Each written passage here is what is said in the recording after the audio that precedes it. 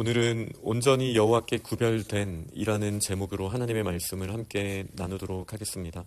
하나님께서 여호수아에게 명령하신 대로 여호수아가 백성들에게 이르기를 마쳤을 때 여호수아와 이스라엘 백성들은 여리고성을 돌기 시작합니다. 그때 여호수아가 백성에게 말한 내용이 있습니다. 10절에 보니까 외치지 말며 음성을 들리게 하지 말며 입에서 아무 말도 내지 말라. 사실 같은 말이죠. 성경에서 중요한 명령을 할 때 이렇게 3번 반복하는 경우들이 있습니다. 본토 친척 아비집을 떠나라. 너의 아들, 너의 사랑하는 독자 이삭을 바쳐라. 사실 똑같은 이야기를 하시는 건데 하나님께서 매우 강조하는 내용이라고 할 수 있습니다. 10절은 마지막 27절과 대비가 됩니다. 아무런 말도 하지 않는데 27절에 보면 여호와께서 여호수아와 함께 하시니 여호수아의 소문이 그 온 땅에 퍼지니라. 때로는 침묵하는 걸 통해서 더 큰 메시지가 전달될 때가 있다는 것을 알게 됩니다. 10절이 어떤 맥락에서 하나님께서는 목소리를 내지 말라고 하신 걸까요? 우리가 아주 고요하게 6일 동안은 돌았다라고 생각할 수도 있지만 나팔 소리는 들려졌습니다. 7명의 제사장들이 7 양각 나팔을 가지고 그 나팔을 불며 행군을 했었습니다. 그러니 아주 조용한 가운데 나팔 소리는 들려졌던 것이죠. 성경에서 나팔 소리는 하나님의 승리를 대표하는 소리라고 할 수 있습니다. 그러니 나팔 소리가 들려졌다라는 말은 하나님께만 승리가 있다라는 것을 이스라엘 백성들이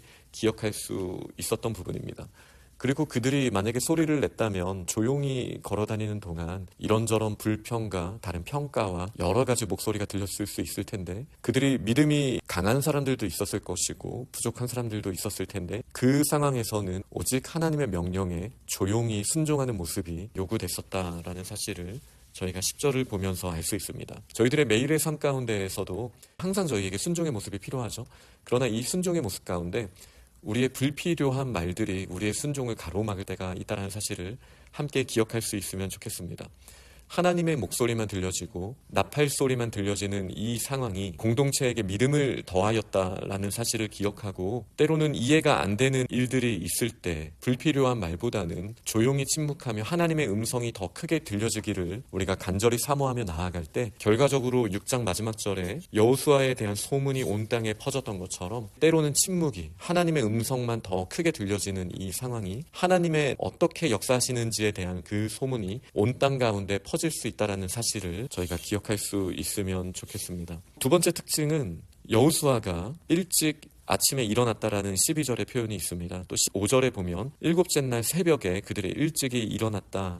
여리고성과의 전투에서 하나님이 이들에게 취하셨던 방법은 침묵하며 일찍 일어나서 법궤와 함께 성을 도는 것을 수행하도록 하셨다라는 거예요. 여호수아서 3장 1절 말씀을 보면 여호수아가 시딤을 떠나갈 때 일찍 일어났다라는 표현이 있습니다. 하루를 시작함에 있어서 조용히 하나님께서 맡기신 일에 집중하고 수행했던 이 역사가 지금 여호수아 3장과 6장에 반복적으로 나오고 있다는 것도 저는 매우 중요한 메시지라고 생각합니다. 저희들에게 불필요한 소음들이 많고 또 불필요한 목소리들이 많았습니다. 아침에 일어나서 저희가 가장 먼저 신경 쓰고 있는 일이 무엇입니까? 세상의 근심과 염려와 여러 가지 우리의 목적들이 사실 우리의 하루를 시작하게 할 수도 있습니다.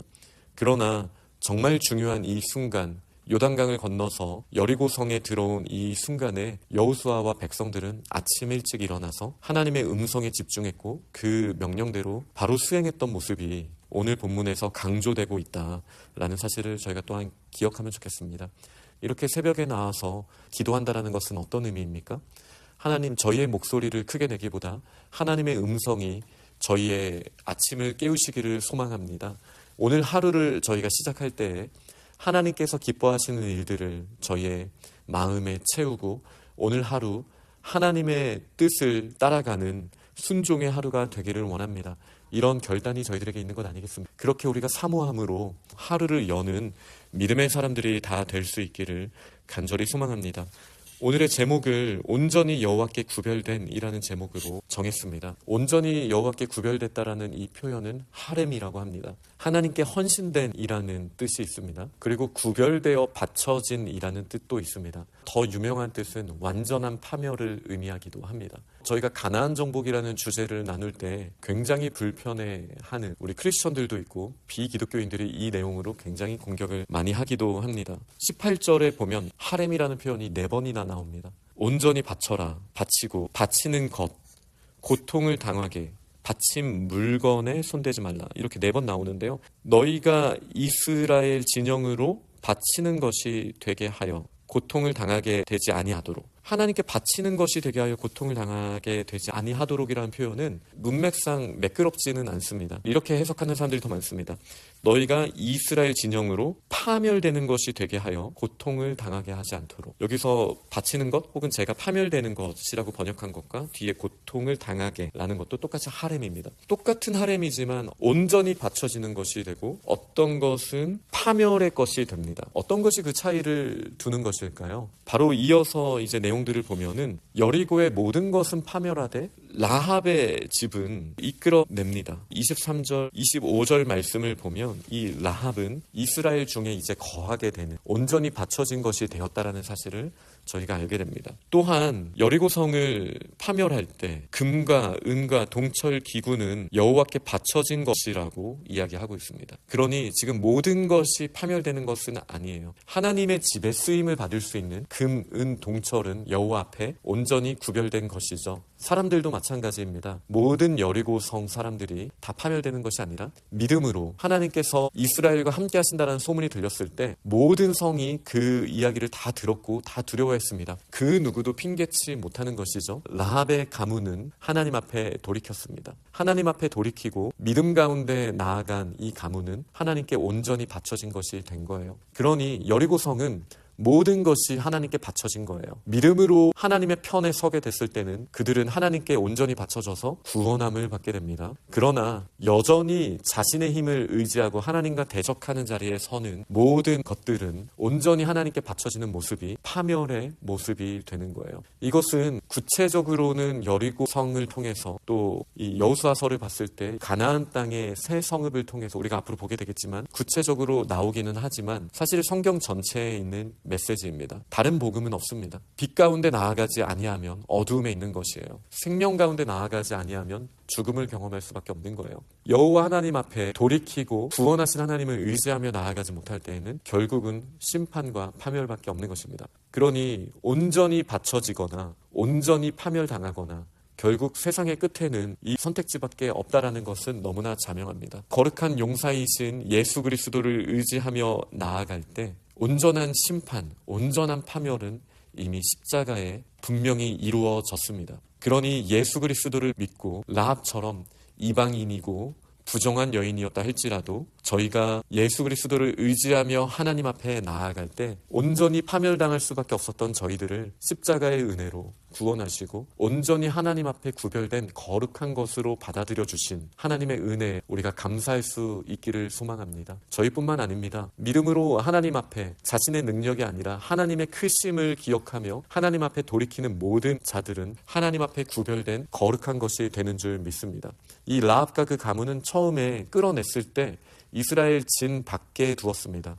왜냐하면 그들이 부정한 자들이었기 때문이죠. 그러나 한 절이 더 지나고 나서 오늘까지도 그들이 이스라엘 가운데 있다라는 표현을 분명하게 하고 있습니다. 저희들도 그러하지 않습니까? 원래는 파멸될 여리고성 안에 있었던 저희가 예수 그리스도를 믿는 믿음으로 구별이 되어서 하나님의 거룩해 하심을 경험하고 이제 하나님의 곳간에 하나님의 집에 거하게 되었습니다. 마찬가지로 여리고성에 있었던 그 금, 은, 동 기구들이 원래는 하나님의 영광을 드러내지 못하는 물건이었죠. 그러나 하나님 앞에 거룩히 구별되고 나서 여호와의 집 곳간에 두게 되었다라는 사실이 오늘 본문에 구체적으로 나오게 됩니다. 그러니 자격 없는 저희가 이미 완전한 파멸, 하렘을 분명하게 십자가 위에서 하셨기 때문에 이 십자가를 의지하고 거룩한 용사 예수 그리스도를 의지하며 나아갈 때 저희들은 여호와의 집 안에 영원히 거하게 되는 온전히 여호와께 구별된 거룩한 백성이 된 줄 믿으시길 바랍니다. 마지막으로 이 여호수아는 분명하게 하나의 메시지를 남깁니다. 맹세하게 하여서 누구든지 여리고성을 건축하는 자는 여호와 앞에 저주받을 것이다. 그 맏아들을 잃을 것이요 막내 아들을 잃으리라. 완전한 파멸이 여기서 끝나지 않았다라는 것을 얘기하는 거예요. 여리고성을 건축한다라는 것은 하나님을 의지하지 않는 모습으로 나아가는 것, 거룩한 것에 손을 대는 것과 마찬가지입니다. 이제 내일 본문에도 저희가 내용을 함께 나누기는 하겠지만 이 하렘이라는 것은 이방인들에게만 포함되는 것이 아닙니다. 하나님의 백성 가운데에도 하나님께 구별된 것에 손을 댄 자들은 멸망을 당할 수밖에 없다.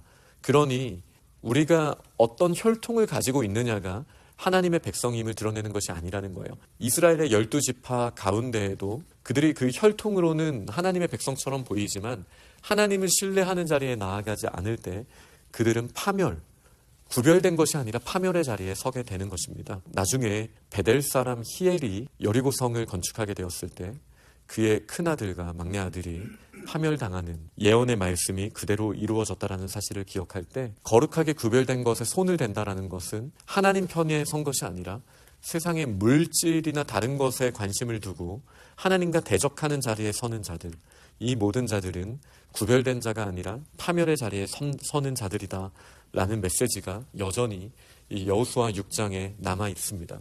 그러니 저희들은 지금 어디에 선 자들입니까? 물론 십자가를 의지한 저희들은 거룩히 구별된 것이죠. 그러나 우리의 매일의 삶에서의 구원의 적용을 돌아볼 때 파멸될 것에 우리의 시선이 빼앗겨져 있지 않습니까? 파멸될 것을 바라보면서 그것에 대한 탐심으로 채워가고 있지는 않습니까? 그렇다면 아침 일찍 일어나서 우리가 침묵으로 하나님의 음성을 먼저 채워나가는 저희들이 되면 좋겠습니다. 그리고 거룩히 구별된 하나님의 백성들로 세워져서 정말 하나님이 기뻐하시는 여호와의 집에 함께하게 되는 그런 거룩하게 구별된 백성들이 오늘 하루도 다 되는 믿음의 공동체가 될 수 있기를 간절히 축원합니다. 아멘.